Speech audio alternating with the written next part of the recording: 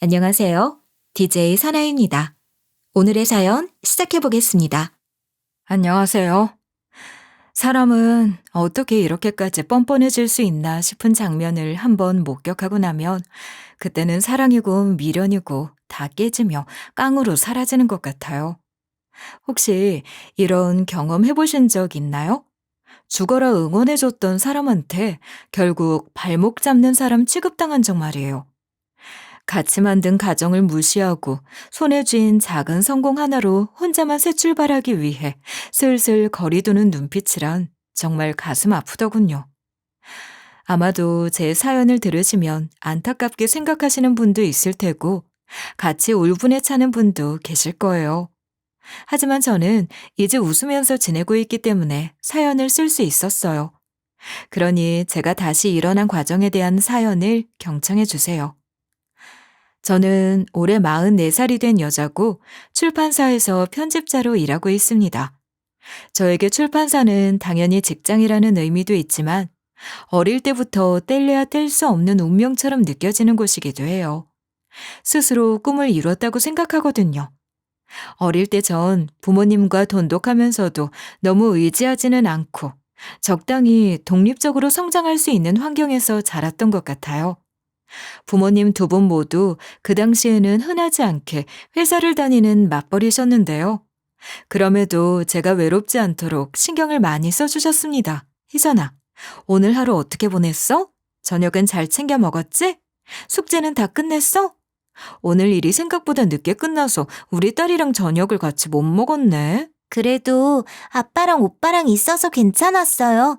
엄마는 저녁 맛있게 드신 거예요? 아무리 바빠도 끼니는 잘 챙기셔야 돼요. 그래야지. 오랫동안 건강하게 일해야 하니까. 엄마 걱정해줘서 고마워. 우리 딸이 항상 자기 할 일 열심히 해줘서 든든하게 생각하고 있어. 우리 가족은 각자 바쁘게 하루를 보내고 항상 대화를 나눴어요. 그래서 제가 현실적이면서도 사랑을 나눌 줄 아는 사람으로 성장했던 것 같네요. 게다가 저에게는 부모님 외에도 오빠가 한 명 있었는데요. 오빠야말로 제가 외롭지 않게 지낼 수 있었던 가장 큰 이유였습니다. 오빠야말로 제가 외롭지 않게 지낼 수 있었던 가장 큰 이유였습니다. 이제는 세월이 지나 나이를 많이 먹었는데도 저절로 웃음이 지어지는 추억들로 가득했어요. 오빠랑 저는 3살 정도 터울이 있었기 때문에 서로 라이벌 의식 같은 건 없었습니다. 그냥 찰떡같이 잘 맞는 단짝 친구였다고 생각해요. 방바닥에 앉아서 동화책을 읽으며 서로 끝말잇기 놀이를 하고요. 때로는 만화책 대사를 흉내내면서 깔깔거린 적도 있었어요. 그리고 저는 인형놀이를 하고 싶어하고 오빠는 병정놀이를 하고 싶어 할 때면 어떻게든 같이 놀고 싶어서 인형들한테 무기를 쥐어주고 병정들을 구출한다는 설정을 부여해서 장난을 쳤습니다. 오빠가 상상력이 뛰어나서 다행이다. 난 인형놀이만 생각해서 오빠를 어떻게 설득해야 하나 머리 아팠는데. 오빠가 따로 놀자고 할까봐 걱정했어. 따로 놀면 무슨 재미가 있냐? 어떻게든 둘을 합쳐서 같이 재미있을 방안을 궁리해야지. 다음번에 또 이렇게 우리 마음대로 설정을 부여해서 놀자. 오늘 진짜 일기에 써야 할 정도로 많이 웃었으니까. 저랑 오빠는 껌딱지처럼 사이가 좋아서 다퉈본 적도 거의 없었습니다. 주말에는 시장 가는 엄마 손을 양쪽에서 붙잡고 쫓아다니면서 아이스크림 하나 얻어먹는 재미에 환호성을 질렀어요. 그리고 동네에 있는 공터 한복판에 쭈그리고 앉아 딱지치기 하던 추억도 선명하게 떠오르네요. 참 유치하고 단순한 놀이라도 오빠랑 함께하면 배로 즐거웠어요. 아무래도 전 오빠가 있었기 때문에 혼자 있는 시간이 많지 않아 고독을 몰랐던 것 같아요. 게다가 오빠는 재능도 뛰어난 사람이었습니다. 어릴 때부터 글짓기 대회만 나갔다 하면 상을 싹쓸이 오더라고요. 오빠 역시 본인의 재능에 대해 자부심이 컸죠. 이번에도 최우수상 받았어? 역시 우리 오빠야. 친구들이 다들 부러워한다니까? 내가 여기저기 자랑하고 있어. 우리 오빠만큼 글을 잘 쓰는 사람은 또 없을 거라고. 그렇게 말해주면 좀 쑥스러운데. 그래도 네가 하는 자랑에 걸맞을 정도의 실력을 갖춰보도록 노력할게. 나 진짜 글 쓰는 일에 목숨 걸었어. 무슨 목숨까지 걸어. 그렇게까지 안 해도 오빠는 이미 너무 잘 쓰고 있는데. 아무튼 진짜 많이 축하해. 다음번 대회도 파이팅! 저한테 오빠는 정말 자랑스러운 존재였습니다. 제가 오빠의 동생이라는 게 얼마나 기뻤는지 몰라요. 그래서 전 오빠를 따라서 글도 몇 번 써봤어요. 나름 오빠의 습관을 따라하면 저도 잘할 수 있을까 싶어서 매일 일기를 썼고요. 심지어는 오빠가 쓰는 펜과 같은 걸로 바꾸기까지 했습니다. 그리고 국어 선생님이 칭찬하신 문장을 일부러 필사해가면서 느낌을 익히려고도 했죠. 하지만 전 사람들의 심금을 울릴 정도로 감수성이 풍부하지는 않았던 것 같아요. 그렇게 저는 글을 쓰는 것보다 읽는 것에 더 큰 흥미를 갖게 됐습니다. 자연스럽게 출판사에서 근무하는 것을 목표로 삼게 됐죠. 그리고 시간이 흘러 운이 좋게도 제가 가장 기대했던 출판사에 취직하게 됐어요. 당연히 온 가족들의 축하를 받았습니다. 야, 내 동생이 나보다 먼저 꿈을 이루게 될 줄은 몰랐는데? 두고 봐. 내가 열심히 써서 너희 출판사랑 계약을 따내고 말 테니까. 사실은 장난이고 진심으로 축하해. 일하는 게 쉽지 않겠지만 너라면 잘할 거야. 장난 아니어도 돼. 나도 오빠의 담당 편집자가 되고 싶으니까. 누가 뭐래도 내가 가장 좋아하는 작가는 오빠잖아. 금방 좋은 일이 생길 거니까 포기하지 않았으면 좋겠어. 나도 오빠 응원하고 있거든. 그렇게 제가 출판사에 취직하고 나서도 오빠는 여전히 습작 생활을 지속했습니다. 하지만 오빠가 원하는 결과는 쉽게 나와주지 않더라고요. 제가 5년차쯤 되었을 무렵에도 마찬가지였어요. 겉으로 티내지는 않았지만 오빠가 많이 상처받았을까봐 걱정하고 있었죠. 그러던 어느 날에는 출판사 사장님이 오빠 원고를 들고 와보라고 하신 적도 있었습니다. 그 당시에 제가 출판사 내에서 제법 인정받고 있었거든요. 희선 씨네 오빠가 글 좀 쓴다고 하지 않았어? 한번 원고 들고 와보지 그래? 우리 출판사랑 인연이 생기면 여러모로 좋을 것 같은데. 희선 씨 눈썰미가 나쁘지 않은데 분명 자랑하는 이유가 있을 거 아니야. 전 진짜 이런 말 하면 웃길 수도 있지만 오빠만한 작가가 없다고 생각해요. 아무래도 가족이라서 팔이 안으로 굽는 걸까요? 그래도 직접 읽어보시면 왜 제가 자랑스러워하는지 아실 거예요. 저는 오빠를 아끼는 만큼 원고를 소개할 의향이 있었습니다. 다만 제가 다니는 직장이라 선뜻 적극적으로 움직일 수는 없었죠. 하지만 출판사 사장님이 직접 언급하신 이상 제가 굳이 망설일 이유가 없잖아요. 그래서 전 기대되는 마음으로 오빠에게 전달했어요. 아무래도 제가 편집자로 일하면서 오빠를 데뷔시켜 줄 수 있다면 너무 좋을 것 같았거든요. 하지만 오빠는 자존심이 많이 상했는지 노여워했습니다. 됐어. 내가 불쌍해서 이러는 거야? 언제 너보고 기회 좀 만들어달라고 부탁했냐고. 도대체 네가 뭘 어떻게 이야기했길래 그런 말까지 나온 거야? 알아서 할 테니까 신경 쓰지 마. 괜히 부탁하지도 않은 일로 난처하게 만들지 말라고. 아니, 왜 그렇게 받아들여? 당장 출판시켜주겠다고 한 것도 아니잖아. 그냥 원고 가져가 보면 사장님이 직접 읽어보시겠다고 하는 거야.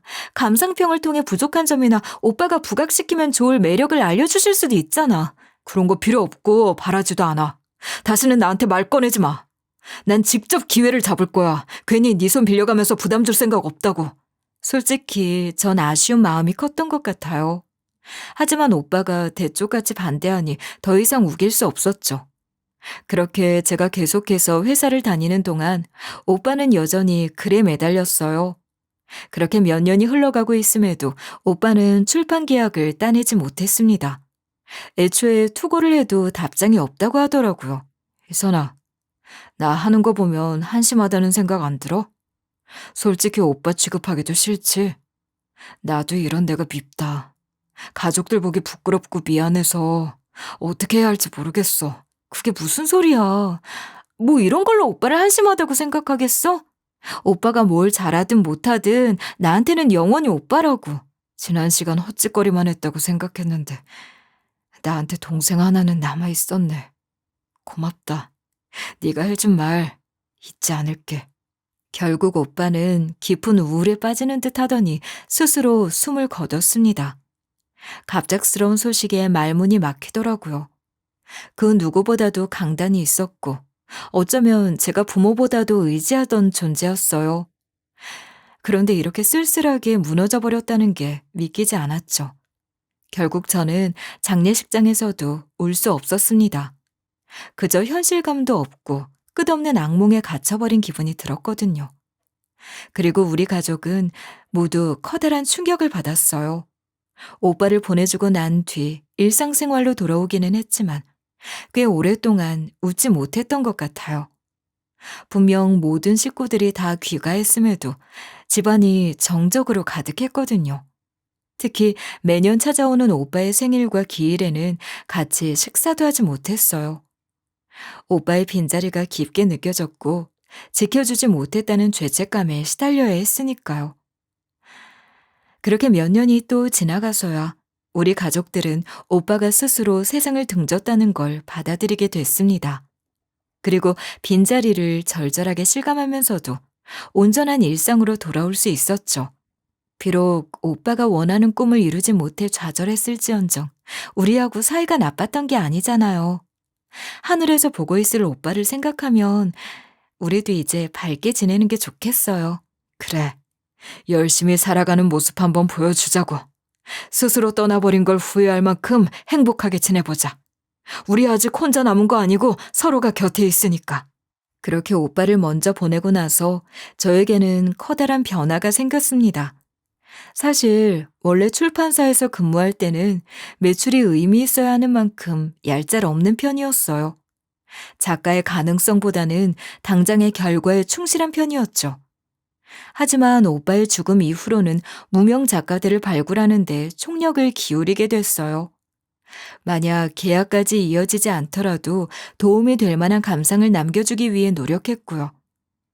그러던 어느 날 꾸준히 원고를 보내는 무명 작가가 하나 있었습니다. 하도 이름이 낯이 있길래 자세히 살펴봤더니 그동안 우리 출판사에만 30번도 넘게 투고했더라고요.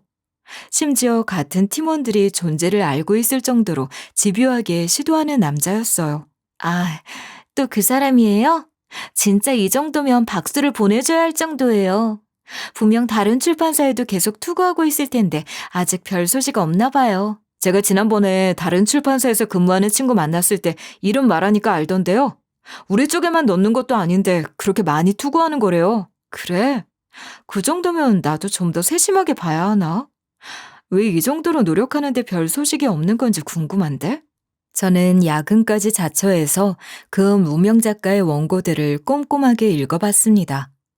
그런데 안타깝게도 하나같이 대중적이지 않더라고요. 심지어 수수께끼처럼 느껴질 만큼 자기만의 세계에 빠져 있었어요. 물론 자기만의 색깔이 확실하다는 건 개성을 의미하기도 하죠. 하지만 일기를 쓰는 게 아니라 책을 내고 싶은 거라면 독자들을 설득할 수 있어야 하잖아요. 아무리 무명 작가들을 발굴하려고 노력한다고 해도 출판사도 투자하는 만큼 이익을 내야 하거든요. 그래서 이런 원고를 받아주기에는 한계가 있다고 느꼈습니다. 다만 필연적으로는 이렇게 치열하게 열심히 쓰는 사람이 매번 좌절하고 있을 게 안타깝더라고요. 그래서 저는 요즘 개인 출판하는 방법도 있고 도와주는 것도 있으니 한번 시도해보라며 안내해주는 메일을 정성스럽게 썼어요. 어디까지나 도움이 되고 싶은 마음이 있었던 거죠. 그런데 무명 작가는 실망하지도 않고 답장을 보내더라고요. 제가 투고를 엄청 많이 해봤는데 처음으로 호의적인 답장을 받았어요. 원고 한번 읽어보셨다면 어땠는지 자세한 감상을 듣고 싶네요. 직접 만나주시면 감사하겠습니다. 솔직히 조금 망설여지기는 했습니다. 막상 만났을 때 괜히 감정적인 부탁을 받게 될까봐 걱정스러웠거든요. 하지만 저는 벽에 부딪힌 사람들을 보면 오빠를 떠올리곤 했어요. 그래서 마음을 고쳐먹고 승낙하기로 했죠. 그런데 실제로 만나보니 마냥 어둡지도 않고 제법 긍정적이며 유머러스했어요. 이렇게나 많이 실패했음에도 여전히 환하게 웃을 수 있다는 게 좋아 보였죠. 그리고 제가 조심스럽게 표현하기는 했지만 왜 우리 출판사에서 긍정적으로 검토할 수 없는지에 대한 사유도 말해줬더니 충분히 받아들이더라고요. 어쩔 수 없죠. 일부러 제 것만 배척하시는 게 아닌데 받아들이지 못할 이유가 있나요? 다음번에 다시 잘 써서 도전해볼게요. 이렇게 신경 써주셔서 힘이 나네요. 전 절대로 포기하지 않을 거니까 지켜봐 주세요. 상심하지 않으셔서 다행이네요. 솔직히 이런 감상 드릴 때가 가장 긴장되거든요. 충분히 다른 사람의 반응을 이해하시니까 분명 바뀌실 수 있을 거예요. 좋은 결과가 있기를 응원할게요. 그렇게 저랑 무명 작가는 몇 번 이야기를 주고받게 됐습니다. 그러다 보니 서로 생각이 통하는 구석도 있다는 걸 깨달았죠. 사람과 사람 사이에 대화가 끊어지지 않다 보니까 자연스럽게 호감이 오고 갔어요. 그리고 만남을 지속하게 됐답니다. 처음에는 글 이야기를 위주로 나누는 모임 같았는데요. 점차 사적인 이야기들을 털어놓게 되더라고요. 당연히 가족 이야기도 주고받았고 고생했던 시절도 공유했죠. 그러면서 서로에 대한 신뢰가 차곡차곡 쌓여갔던 것 같아요. 그리고 우리는 결혼까지 골인했습니다. 아직 출판 계약도 따내지 못한 무명 작가를 뭘 믿고 결혼했냐고 생각하실 수도 있어요. 하지만 제가 남편에게 호감이 갔던 이유 중 하나는 꿈을 포기하지 않는다는 열정도 있었지만 별개로 현실적인 감각이 있는 남자라고 생각했기 때문이었습니다. 사실 남편은 작가가 되기 위해 원고에만 시간을 쏟는 게 아니라 회사도 다니고 있는 직장인이었거든요. 당신 회사 다니면서 글 쓰는 거 안 힘들어? 난 회사만 다녀도 퇴근하고 나면 체력이 다 끝나던데. 어떻게 포기하지도 않고 그 일상을 지속할 수 있는 거야? 정말 대단해. 꿈을 포기할 수 없는데 돈은 벌어야 하니까 버티는 거지 뭐. 나도 퇴근길에는 체력이 다 소진돼서 누워야겠다 싶은데 막상 집에 들어가면 책상에 앉게 되더라. 스스로도 이 짓을 몇 년 동안 하고 있는 게 신기해. 저는 남편과 서로를 이해하고 아끼면서 살아갈 수 있을 거라고 믿었습니다. 그렇게 결혼하고 나서 아이까지 낳았죠. 양가 어른들도 모두 기뻐하시고 얼마나 행복한 나날이었는지 몰라요. 남편은 아이가 옹알이만 해도 자다가 벌떡 일어나서 귀를 기울였고요. 직접 이유식을 만들어 보겠다면서 새벽까지 레시피를 찾아보기도 했습니다. 덕분에 부엌은 매번 난장판이었지만 항상 웃음소리로 가득했어요. 원래 육아에 퇴근이라는 선은 딱히 없지만 아이를 재우고 남편과 술을 마시면서 시시콜콜한 이야기를 나누면 피로가 싹 가시는 것 같더라고요. 그래서 저는 우리 부부가 그 누구보다 단단한 팀이라고 생각했습니다. 그런데 아이가 태어나고 1년이 지났을 무렵 남편이 갑자기 회사를 관두더라고요.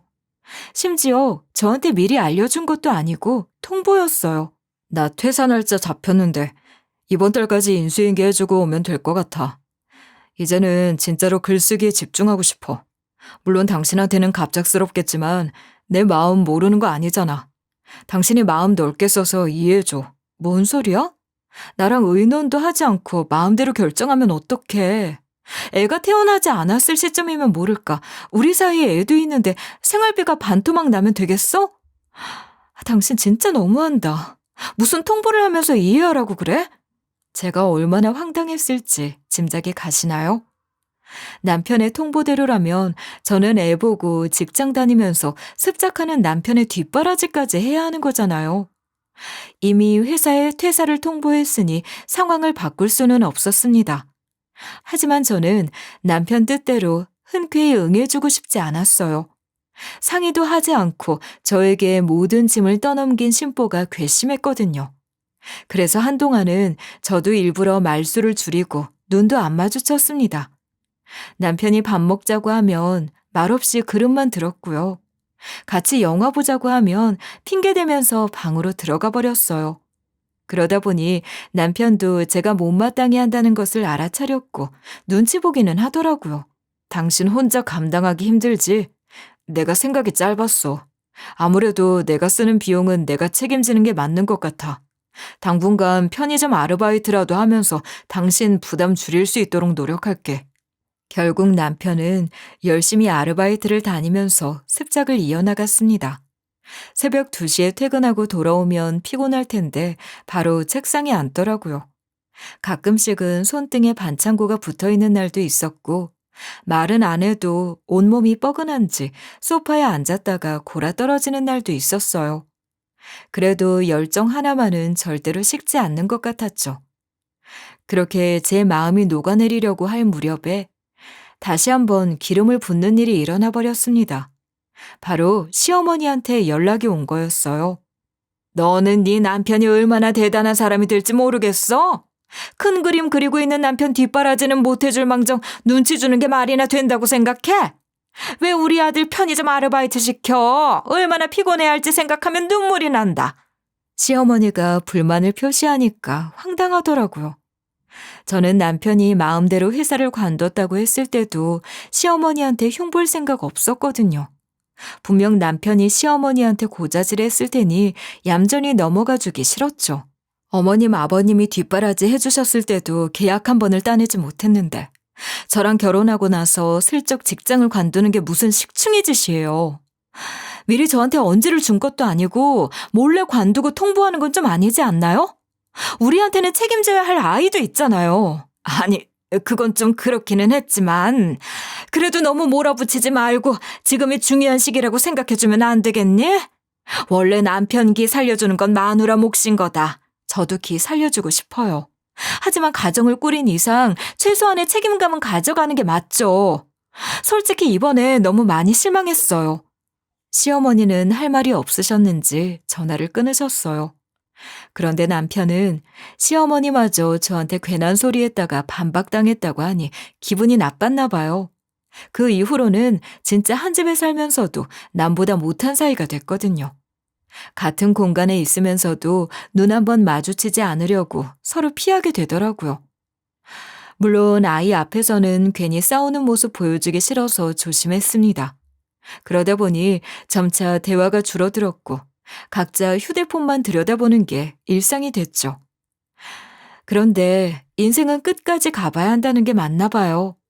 새옹지마라는 말처럼 남편에게 좋은 일이 생겼거든요. 내 원고가 드디어 인정받았어. 그냥 출판 계약 따낸 게 아니야. 무려 영화로 제작되게 생겼다고. 역시 내 노력이 빛을 발하는 날이 오는구나. 헛된 노력을 기울였던 게 아니었던 거야. 그렇게 남편은 어깨가 잔뜩 올라가서 거들먹거리기도 하고 누가 봐도 들떠 보였습니다. 저도 드디어 빛을 보나 싶어서 응원해줬죠. 어쨌든 남편인 이상 인생이 잘 풀리면 저도 좋으니까요. 그런데 막상 남편은 본인이 잘 풀릴 기미가 보이니까 제 옆에 있는 게 아까웠나 봐요. 본인이 진짜 마음이 복잡할 때 제가 제대로 지원해주지 않았다면서 이혼을 요구하기 시작한 겁니다. 난 당신 같은 여자랑 더 이상 같이 못 살아. 어떻게 남편이 고생하는데 밀어주지 않을 수 있어? 당신은 내 옆에서 이 기쁨을 누릴 자격이 없어. 그냥 우리 빨리 이혼하자. 어차피 당신도 예전처럼 날 사랑하지는 않을 거잖아. 저는 진짜 철없다 싶고 오만정이 다 떨어져 나가는 기분이 들었습니다. 얼마나 어쩌구니가 없었으면 헛웃음조차 나오지 않더라고요. 진짜 저 같은 여자랑 못 살겠다고 마음먹었으면 진작 편의점 아르바이트 다닐 때 요구했어야 하는 거 아닌가요? 그때는 꾸역꾸역 같이 살아놓고 본인 잘 되니까 이혼을 요구하는 게 얌체 같았어요. 하지만 아이 때문에 쉽게 결정할 문제는 아니라고 생각했습니다. 그러다 보니 남편은 조급한 마음이 생겼나 봐요. 제 귀에 딱지가 앉을 정도로 난리를 쳤거든요. 빨리 갈라서자니까 왜 고집 부리는 거야? 이제 와서 보니까 내가 아쉬워? 그러면 진작 잘하지 그랬어. 내 영화 제작되고 이름 날리기 전에 싱글로 돌아가고 싶어. 괜히 발목 잡을 생각하지 마. 당신 진짜 나이가 몇 갠데 싱글로 돌아가고 싶다는 소리 하는 거야? 진짜 책임감 같은 거 조금도 없어? 당신이랑 나만 있으면 모르겠는데 우리 사이에 애가 있잖아. 어떻게 쉽게 이혼을 말해? 나라고 쉽게 말하는 거 아닌데? 충분히 고민해봤지만 더 이상 같이 사는 게 의미 없다고 판단했으니까 헤어져달라고 비는 거야. 내가 헤어지자고 하면 박수를 치면서 반길 줄 알았는데 이렇게 구질구질할 줄 몰랐어. 남편이 심지어 어디까지 가서 이혼을 호소했는 줄 아세요? 바로 우리 친정까지 찾아가서 엄포를 놨다고 하더라고요. 제가 얼마나 기가 막혔겠어요. 우리 부모님이 무슨 죄로 그런 말을 들어야 하나요? 그나마 우리 부모님도 호락호락하지 않은 분들이셔서 다행이었죠. 장모님, 장인어른, 제발 부탁드릴게요. 저 이런 여자랑은 못 살아요. 제발 아내 좀 설득해 주세요. 장모님이랑 장인어른도 하나뿐인 딸이 사랑 없이 결혼 생활 유지하길 바라지는 않으실 거잖아요. 그건 우리한테 설득해달라고 빌고 있을 게 아니라 직접 이야기를 나눠봐야 하는 거 아닌가? 우리 딸이 무슨 생각으로 버티는지 몰라서 확답을 줄 수 없네. 자네가 아무리 애원해도 우리는 딸의 의견을 존중하니까 이만 가줬으면 좋겠어. 솔직히 저한테만 이혼을 종용하는 건 참을 수 있었습니다. 하지만 친정까지 찾아갔다고 하니까 인내심의 한계를 느꼈어요. 그래서 저도 모르게 눈이 뒤집히더라고요. 저는 남편의 귀가를 기다렸다가 야차처럼 멱살을 붙들었습니다. 우리 부모님까지 건드린 이상 도저히 침착하게 말할 수 없었거든요. 야, 이 멍청한 놈아. 그런 식으로 나온다고 내가 뜻대로 도와줄 것 같아? 그렇게 헤어지고 싶으면 내가 이혼이 나쁘지 않은 선택이라는 걸 고려할 수 있을 정도의 제안을 해보든가. 그냥 징징거린다고 내가 끌려가줘야 돼? 납득을 시키란 말이야. 좋아. 이혼만 해준다면 나도 당신이 손해보지 않을 정도로 신경 써줄 수 있어. 무조건 법원이 책정해줄 것으로 예상되는 것보다 높은 양육비를 일시불로 줄게. 그리고 위로비도 얹어주는 조건 어때? 나쁘지 않지? 남편은 얼굴을 치켜 세우고 당당하게 읊었습니다. 그런데 솔직히 전 웃음이 나오는 걸 겨우 참았어요. 제가 출판사에서 근무한 세월과 짬밥이 얼만데 뻔히 그려진단 말이에요. 아무리 확신한다고 해도 소설을 바탕으로 드라마나 영화가 제작되기까지 순탄하지 않을 뿐더러 막상 예상만큼 성적이 나오지 않을 수 있다는 걸 알잖아요. 그래서 남편이 뭘 믿고 저렇게 당당하게 나오는 건지 우스웠습니다. 하지만 또 생각해 보니까 남편이 이혼을 강경하게 요구하는 상황에서 이거 받고 떨어지는 것도 나쁘지 않을 것 같았어요. 어차피 마음이 정 떨어진 것도 사실이고 괜히 속만 썩으면서 사는 것보단 낫잖아요. 애초에 아이만 아니었으면 진작 도장 찍었을 테니까요. 그래서 전 남편의 이혼 요구를 받아들이기로 마음 먹었습니다. 그리고 친정에도 이런 조건으로 이혼하게 됐으니 걱정 마시라고 말씀드렸어요. 어차피 평탄하게만 살아온 인생도 아니고 요즘은 이혼이 딱히 흠도 아니잖아요. 그러니까 너무 마음 아파하지 마시고 앞으로 우리 아이랑 저랑 잘 살아가는 모습 기대해 주세요. 크게 염려하지 않으시도록 신경 쓸 거예요. 어떻게 걱정을 안 하겠어. 그래도 네가 단단하게 말하니까 우리도 최대한 마음의 여유를 가져볼게. 무슨 일이 생기더라도 너한테는 친정이 있다는 거 잊지 말고. 저는 이혼을 앞두고 만반의 준비를 갖췄습니다. 혹시나 남편의 말이 바뀌게 되면 안 되니까 미리 합의서까지 철저하게 쓴 거예요. 물론 공증까지 다 받아둬서 완전 무장한 셈이었어요. 남편은 뭐 이렇게까지 해야 하냐고 툴툴대면서도 순순히 해주더라고요. 와, 당신 진짜 독하구나. 굳이 이렇게까지 해야겠어? 설마 내가 거짓말이라도 했을까봐 의심하는 거야? 그냥 이혼 도장만 찍어주면 끝나는 거라니까. 뭐든지 확실한 게 좋으니까 그렇지. 내가 제시한 조건도 아니고 당신이 먼저 말한 거잖아. 우리 아이 키우기 위해서는 무조건 받아야 돼.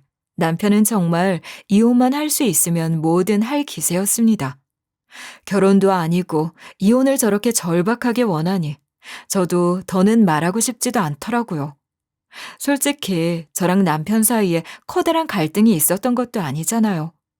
사실상 자기 변심했다고 요구하는 거였죠. 지난 시간 중에 행복했던 순간을 떠올리면 허망하게 느껴지기도 했지만 변덕스러운 인간하고 남은 인생을 살아가는 것보다 이혼녀 딱지가 낫다고 느꼈어요. 그렇게 저는 생각보다 가뿐한 마음으로 남편과의 이혼 도장을 찍기 위해 법원으로 향했습니다.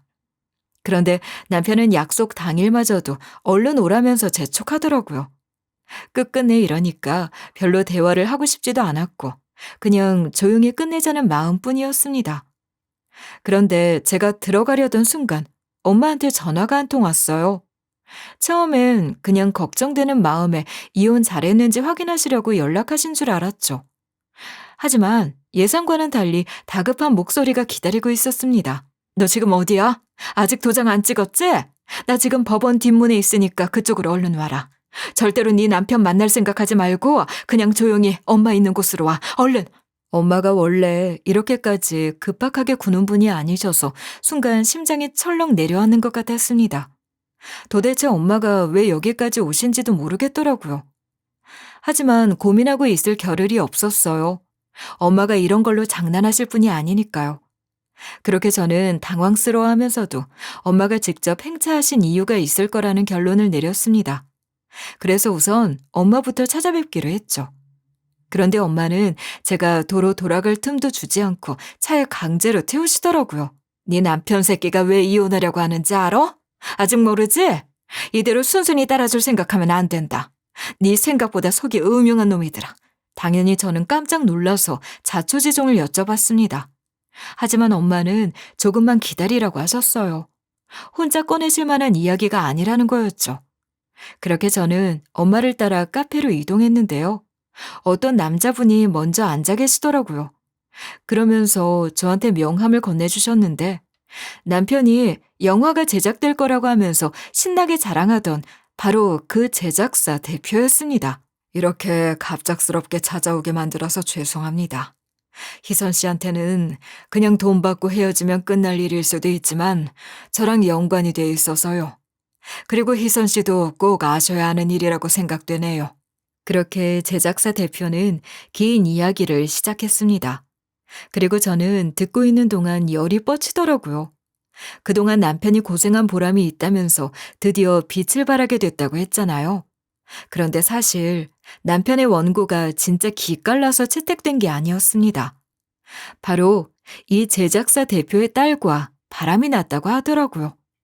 도대체 남편이 어떻게 꼬드긴 건진 몰라도 제작사 대표 딸이 완전 홀라당 빠졌다고 했어요. 아버지, 그동안 제가 맞선 다 거절해서 마음고생 많으셨죠?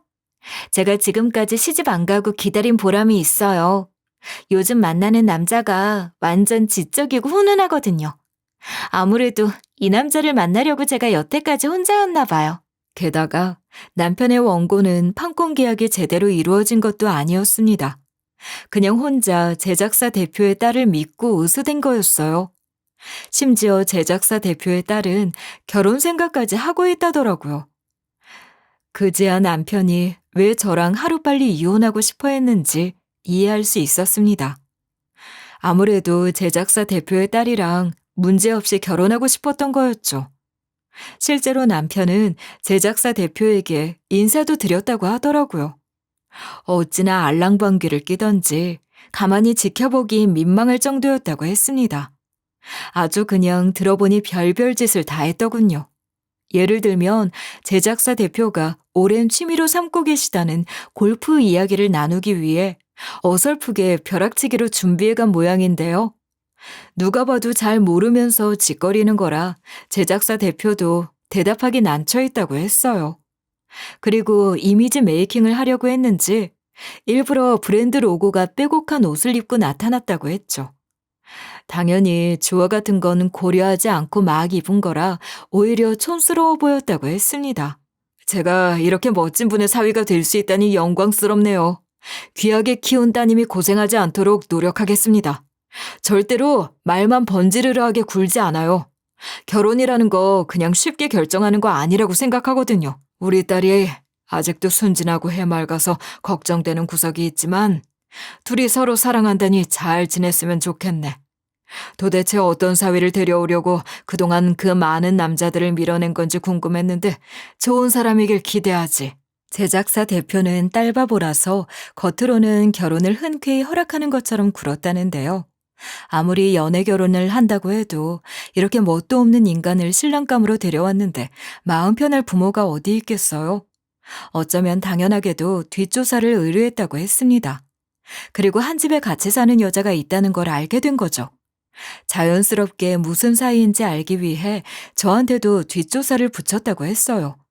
그런데 뒷조사 초반에 우리 엄마가 절 따라다니는 사람이 있다는 걸 눈치채신 거예요. 그래서 뭔가 이상하다고 여기고 붙잡아 따져 물은 거죠. 저기요, 누구신데 우리 딸 따라다니는 겁니까? 계속 지켜보고 있었으니 아니라고 발뺌할 생각하지 말아요. 도대체 무슨 의도로 이러는 거예요? 솔직히 다 불어요? 아니면 신고해버릴 거니까. 그렇게 우리 엄마랑 제작사 대표는 서로 공조하게 됐다고 했습니다. 그리고 제작사 대표도 정확한 증거가 있어야 자기 딸한테 증거를 내밀면서 남편의 실체를 까발릴 수 있을 거 아니에요. 그래서 아직 본인 딸한테는 말하지 않았다고 하더라고요. 엄마 역시 그동안 심증만 있던 걸로는 섣불리 저한테 말씀하실 수 없던 거죠. 결국 제작사 대표랑 엄마랑 서로 모든 정황을 공유하신 다음에야 제 귀에 들어오게 된 겁니다. 네가 나한테 어떤 딸인데 저런 속이 시커먼 자식의 계획에 그대로 넘어가게 놔둘 수는 없었어. 아무리 손해보지 않을 만큼 돈을 받는다고 해도 바람핀 걸 모르고 이혼하는 건 억울하잖니. 게다가 이분 따님은 유부남인 줄도 모르고 있으니 바로잡고 넘어가야 할 문제야. 저는 분노로 인해 온몸이 떨리는 것 같았습니다. 말 그대로 뒷목이 당기고 어깨가 굳는 느낌이 들더라고요. 왜냐하면 남편은 본인 바람을 감추고 저한테 양육비부터 위로비를 운운한 거잖아요. 도대체 사람을 얼마나 우습게 봤으면 그거 먹고 떨어지라는 거였는지 기가 막혔어요. 저 몰래 떠날 준비까지 다 해놓고 새로운 인생을 설계했으면서 막상 제가 못해줘서 이혼하는 것처럼 상황을 몰아간 거죠. 당연히 저는 남편의 계략대로 되는 꼴을 봐줄 수는 없다고 생각했습니다. 그래서 남편에게 전화를 걸어 이혼 도장 찍는 건 조금 미루자고 했어요. 나 이대로는 도장 못 찍겠어. 그렇다고 이혼 안 해주겠다는 소리 아니니까 조금만 미루자. 당신도 항상 당신 마음대로 굴었으니까 이 정도는 이해해줘. 뭐라고? 장난해 지금? 나 당신만 기다리고 있었단 말이야. 일부러 내가 합의서까지 써줬는데 이렇게 말을 바꿔버리면 어떡해? 남편은 여전히 절 기다리면서 법원에 있었다는데요. 제가 이혼을 무르고 잠수 탄 줄 알고 제지당할 정도로 난리법석을 피운 모양이었습니다. 오죽하면 법원에 있는 민원 담당 직원들까지 달려와 말릴 정도였다고 하더라고요. 얼마나 예의라는 게 없으면 복도에서 고함을 지르질 않나. 제 이름을 몇 번이고 큰 소리로 부르면서 욕설을 짓거리질 않나.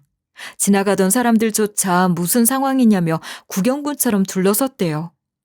거기에 이혼하러 온 사람이 한둘이 아니었을 텐데 뭔 일인가 싶었을 거예요. 결국 직원 한 분이 제발 진정 좀 하시라고 호소했더니 그제야 남편은 바닥에 주저앉아서 손으로 머리를 감싸쥐고 엉엉 울기까지 했다고 하더군요. 누가 보면 억울하게 이혼당한 사람인 줄 알겠더라고요. 급기야 너무 시끄러우니까 직원들이 보안요원 부르겠다고 경고해서 겨우 입 다물고 얌전해져 제 전화를 기다리고 있던 거예요. 이혼을 안 해주겠다는 건 아니야. 그런데 공증까지 받기는 했더라도 아예 이혼 전에 돈을 다 받아야겠어. 그래서 미루자고 하는 거야. 남편은 당황스러워하면서도 돈을 마련해 올 테니 기다리라고 했습니다. 저랑 이혼하고 싶어서 전전긍긍하는 중이기 때문에 금방 시댁을 통해 마련해 올 것 같더라고요. 그러고 나서 저는 제작사 대표의 부탁을 따라 그 딸을 찾아갔어요.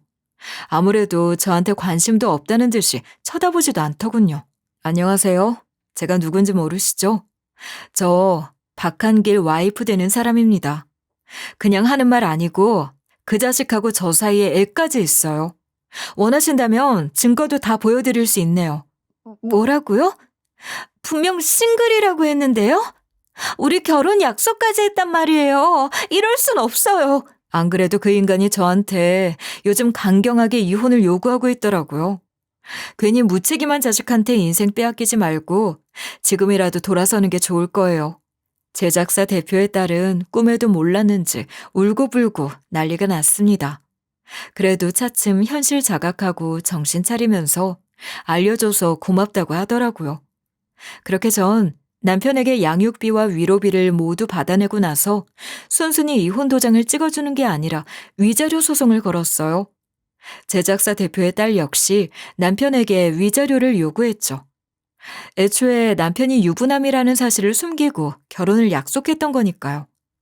그렇게 전 남편은 저에게 놀아났다는 것을 알고 격하게 분노했습니다. 무슨 문자, 전화, 심지어 제가 편집자로서 사용하는 이메일까지 배신감으로 범벅된 연락을 보내더라고요.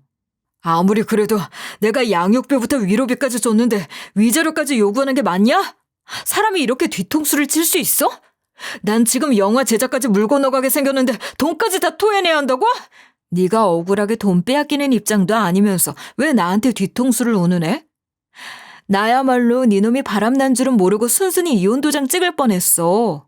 이 정도로 혼쭐 나는 건 니놈이 직접 감당해야지. 와, 이렇게 무서운 여자인 줄 모르고 내가 결혼하고 애까지 낳고 살았네? 너처럼 속이 시커먼 사람은 처음이야. 내가 글 쓰는 동안에도 감히 상상해 본 적도 없다고. 나한테 돈 탈탈 털어가서 얼마나 잘 사는지 두고 보자. 전 남편이 아무리 펄쩍 뛰어봤자 할 수 있는 게 뭐가 있겠어요? 아무리 저한테 손가락질 해봤자 지만 하겠나요? 본인이 세운 계획에 발목 잡힌 거면서 제 탓하는 것도 웃겼습니다. 결국 전 남편은 어떻게든 살아남아 보겠다고 제작사 대표를 찾아갔다고 하더라고요. 따님과 불미스러운 이유로 파혼하게 된 건 정말 죄송해요. 그래도 원고만 받아주시면 안 될까요? 진짜 이거 가능성 있고 사람들이 재미있어 할 거예요. 그냥 사적 감정 빼고 비즈니스로 생각해 주세요. 매번 거절당했던 게 영화로 제작되면 특별히 더 나아질 수 있을 거라고 믿나 보지? 자네는 인성부터 글러먹었는데 내가 왜 그런 기회를 줘야 하나? 절대로 자네 뜻대로 이루어질 일 없을 거라고. 애초에 제작사 대표는 전 남편의 원고를 기반으로 영화를 제작할 생각도 없었기 때문에 얄짤없이 거절했다고 했습니다. 그냥 그 딸이 사랑하니까 뭐든 해주겠다고 한 걸 전 남편이 굳게 믿은 것뿐이었죠. 그리고 나서도 얼마나 질척댔던 건지 결국 전 남편은 업계에서 블랙리스트로 찍혀버렸다고 했어요. 아예 제작사 관계자들이 모이는 간담회장 앞까지 쫓아가서 기다렸다고 하더라고요. 그리고 행사장에 들어가는 사람마다 붙잡고 본인이 쓴 원고 좀 봐달라면서 손에 봉투를 쥐어주려고 했대요. 게다가 지나가는 프로듀서한테 술까지 사드리겠다면서 따라붙었다고 했습니다. 결국 참다 못한 한 프로듀서가 그딴 식으로 치근덕대는 거 업계에 소문이 자자한 거 모르냐며 쏴붙이고 갔다고 하더라고요. 하지만 전 남편의 인생은 그 외에도 엉망진창이었는데요. 아무래도 제 옷만 믿고 저랑 합의서를 쓴 데다가 제작사 대표의 딸에게도 위자료를 지급해줘야 하는 상황이었잖아요. 당연히 전 시부모의 손을 빌릴 수밖에 없었어요. 어쩔 수 없이 전 시부모님은 급한 불은 꺼졌지만 그 후로 아들 취급도 하지 않는다고 하더라고요. 제발 한 번만 용서해 주세요. 저도 이렇게 한 번에 일이 다 망가질 줄은 몰랐어요. 그렇다고 제가 손가락만 빨고 있을 사람은 아니잖아요. 꼭 다시 일어서서 효도할 거니까 한 번만 봐주세요. 이번만 넘어가 주시면 돼요. 내가 이 나이까지 먹어서 네가 벌인 일을 책임져줘야 되니? 왜 잘 있는 가정 파탄내고 불륜을 저질러? 내가 너 때문에 쪽팔려서 고개를 들고 다닐 수 없어. 효도는 기대하지도 않을 테니까 제발 입 다물고 얌전히 살아. 전 시어머니는 언제는 저보고 전 남편 뒷바라지 제대로 안 해준다며 뭐라고 하더니 결국에는 쌍욕을 퍼부으면서 전 남편을 내쫓아버렸다고 했습니다. 아예 대문 앞에 끌어내더니 바닥에 내동댕이 치다시피 하면서 짐을 던지고 신발도 못 챙긴 채 맨발로 뛰어나가게 만들었다고 하더라고요. 오죽했으면 이웃들이 하나둘 나와서 웅성거릴 정도였는데 전 시어머니는 그런 시선도 아랑곳하지 않으셨대요. 이 쓰레기 같은 놈아. 너 낳고 미역국 먹었던 때가 한스럽다. 네 꼴을 보고도 내가 모정을 느껴야겠어? 다시는 이 집 근처에 얼씬도 할 생각하지 마. 전 시어머니는 어디서 그렇게 힘이 났는지는 몰라도 쩌렁쩌렁 소리를 질렀다고 했어요. 그리고 굵은 소금까지 뿌려댔다고 했죠. 얼마나 과격하게 느껴졌으면 이웃 중 한 분이 경찰에 신고까지 했다고 하더라고요. 그렇게 전 남편은 어디 기댈 곳도 없이 혼자 나가리 돼버린 거예요. 그리고 저는 현재 친정으로 돌아와서 아이를 키우고 있습니다. 손주를 무척 사랑해 주시는 친정 부모님 덕분에 육아 걱정이 없네요. 혹시 아이가 새벽부터 깨서 칭얼거리기라도 하면 누구보다 엄마가 먼저 달려가세요. 그리고 다정하게 안아서 달래주시더군요. 생각해보면 제가 어렸을 때보다 더 아껴주시는 것 같아요. 그리고 아빠는 손에 장난감을 들고 다니면서 놀아주신답니다. 게다가 항상 사진까지 찍어서 단톡방에 올려주시더라고요. 요즘은 아이의 사진 강의까지 들어가시면서 아이의 모든 순간을 남기기 위해 노력하실 정도예요. 그렇게 작년 아이의 생일에는 엄마가 직접 캐릭터 도시락을 싸주시고 아빠가 공원에 데려가 그네 태워주시느라 정장 바지에 풀을 잔뜩 묻히고 돌아오셨습니다. 일상 속에서 사소한 순간이더라도 하나하나 정성이 느껴져서 얼마나 감동인지 몰라요. 만약 저 혼자였다면 진작 탈진했을지도 모르는데 친정 덕분에 아이에게 사랑을 듬뿍 줘가며 키우고 있는 거죠. 이제 우리 나이에 어디 일 다니는 것도 아니고 낙이라고는 손주 보는 것 말고 뭐가 더 있겠어. 괜히 미안해하거나 부담 갖지 말어. 나랑 네 아빠랑 하루 종일 웃느라 시간 가는 줄 모르거든. 고맙습니다, 엄마. 덕분에 제가 계속 무리 없이 회사에 다닐 수 있어요. 이혼하고 나면 아무래도 빈자리가 크게 느껴지고 변화가 있을 줄 알았는데 금방 일상으로 돌아올 수 있었던 건 전부 엄마 아빠의 영향이 커요. 그렇게 저는 친정 덕분에 여전히 출판사를 다니면서 무명 작가 발굴에 힘쓰고 있습니다. 아무래도 오빠를 떠올리다 보니 더 애틋한 마음으로 신경을 쓰게 되는 것 같아요. 그리고 아빠는 최근에 오빠와의 기억을 담은 수필을 쓰기 시작하셨어요. 처음에는 조금 우시는 것 같더니 막상 시작하시니까 너무 따뜻하고 진솔한 글이 나오더라고요. 저도 읽다가 눈시울을 붉힐 수밖에 없었어요. 하지만 출판하고 판매를 목적으로 하는 건 아니에요. 그저 우리 가족끼리 책으로 묶어서 간직해보려는 계획을 세우고 있죠. 그게 오빠를 사랑하고 추억하는 우리 가족의 방식이라고 생각합니다. 이렇게 뭐 대단히 특별한 행복은 아니지만 확실하고 평온하고 단단한 나날을 보내고 있는데요. 저는 상처라는 게 시간이 걸리더라도 분명히 아문다는 교훈을 얻었습니다. 그러니까 혹시라도 지금 인생에서 억울하고 분통 터지는 상황에 처해 있는 분들이 계시다면 꼭 말씀드리고 싶어요. 아무리 바깥에서 흠집을 내려 해도 스스로를 저버리지 않는다면 언제든 인생을 되찾을 수 있다고요. 지금까지 들어주신 모든 분들께 감사를 전하겠습니다.